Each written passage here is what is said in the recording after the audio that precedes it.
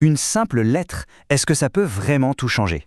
Aujourd'hui, on va décortiquer une vraie candidature pour voir comment parfois quelques phrases bien choisies peuvent devenir un véritable passe-partout. Tout commence là. Imaginez une seconde la personne qui reçoit des dizaines, voire des centaines de mails, et là, au milieu de tout ça, cette ligne. C'est simple, c'est direct, c'est pro. En un clin d'œil, on sait de quoi ça parle. Voilà ce qu'on appelle une accroche qui fonctionne. Alors, première étape, et c'est la plus importante, être clair. Plongeons-nous dedans pour voir comment cette lettre va droit au but, sans la moindre ambiguïté. C'est vraiment le fondement de tout. Et voilà, regardez bien, en 4 points, tout est sur la table. Ce qui est demandé, dans quel domaine, pour combien de temps et quand exactement. Pas de blabla, pas de temps perdu, c'est plus que de l'information, c'est une marque de respect pour la personne qui lit, ça installe tout de suite un climat professionnel. Bon, on sait quoi. Maintenant, la question c'est qui? Comment le candidat, Saad Akam, entre en scène? C'est là que la lettre commence à prendre une tournure un peu plus personnelle.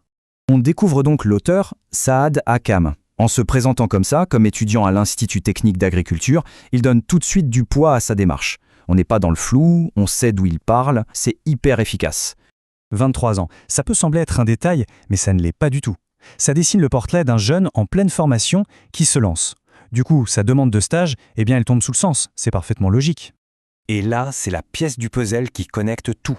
Sa spécialisation, la production végétale. Le lien avec le stage en maraîchage est évident, c'est une ligne directe. D'un coup, ce n'est plus une candidature au hasard, c'est une démarche ultra ciblée et crédible. On arrive au cœur du réacteur, l'argumentation. C'est le moment où tout se joue. Il faut passer de « je demande quelque chose » à « voilà pourquoi vous devriez me l'accorder ». C'est ça le vrai défi. Écoutez bien cette phrase parce qu'elle est vraiment très forte. Elle ne dit pas juste « j'aime l'agriculture d'un côté et j'ai fait des études de l'autre ». Non, elle dit que l'un nourrit l'autre. Sa passion est le moteur de ses compétences. C'est tellement plus puissant, n'est-ce pas? Et pour que ça ne reste pas une belle phrase en l'air, il enchaîne tout de suite avec du concret. Boum! Gestion des cultures, surveillance de l'environnement, technique durable. On n'est plus dans la promesse, on est dans la preuve. Alors, petite parenthèse rapide sur ce qu'on appelle les soft skills. En gros, c'est le savoir-être. Ce sont toutes ces qualités humaines qui font qu'une personne est agréable et efficace au sein d'une équipe. Et justement, la lettre ne s'arrête pas à la technique, elle montre aussi l'humain derrière, quelqu'un d'engagé qui sait bosser en équipe et qui a soif d'apprendre. Il ne se vend pas comme une machine à compétences, mais comme une personne avec qui on aura envie de travailler. Et ça change tout. Allez, on arrive à la fin, et comme on dit, il ne faut pas rater la sortie. La conclusion, c'est la dernière image qu'on laisse dans l'esprit du lecteur, c'est super important de bien la soigner. La différence est subtile, mais elle est énorme. Je suis disponible, ça sonne un peu passif, comme si on attendait que le téléphone sonne. Mais je me tiens à votre disposition, c'est autre chose, c'est actif, c'est une offre de service, c'est une posture bien plus engagée. Le fond est le même, mais la forme, elle, change complètement la perception. Ok, maintenant qu'on a bien disséqué cette lettre, essayons de prendre un peu de hauteur. Qu'est-ce qu'on peut en tirer comme leçon universelle, applicable à n'importe quelle situation?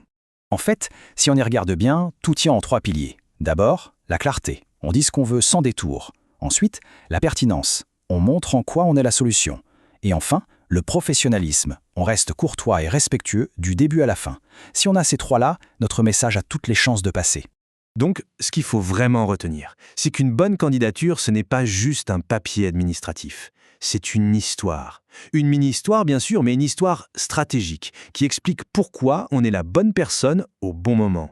Et ça nous amène à la question finale. Une question à se poser. Quelle histoire nos propres messages racontent-ils? La prochaine fois qu'on écrit un mail important ou une lettre, ça vaut le coup d'y penser. Parce que cette histoire, c'est peut-être elle qui va ouvrir la prochaine porte.